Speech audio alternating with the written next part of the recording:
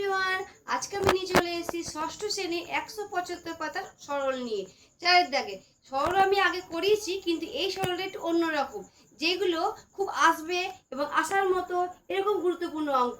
তা চলো দেখা যাক। -5 প্লাস -7 বিপুল সংখ্যা মাইনাস এটা আছে। এবার কি করব?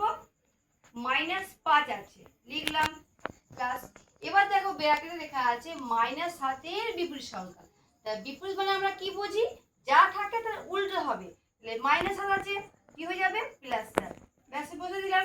এবার যা থাকবে তাই বসিয়ে দেব।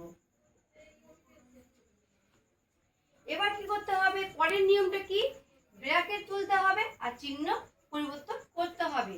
তাহলে কি আছে? ব্র্যাকেট তুলি, -5 প্লাসে প্লাসে কি হয়ে যায়? +7, মাইনাসে মাইনাসে কি হয়ে যাবে? +5। এবার দেখো কি করব?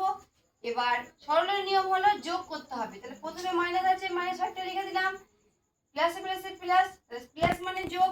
7 আর 5 কত হচ্ছে? 12। চিহ্নটা কি বলবো বলো? দুটোর মধ্যে কোনটা বড়? 7 বড়। 7 এর আগে কি চিহ্ন আছে? প্লাস। প্লাস বসে গেল। এবার কি করতে হবে? প্লাস মাইনাসে কি? মাইনাস।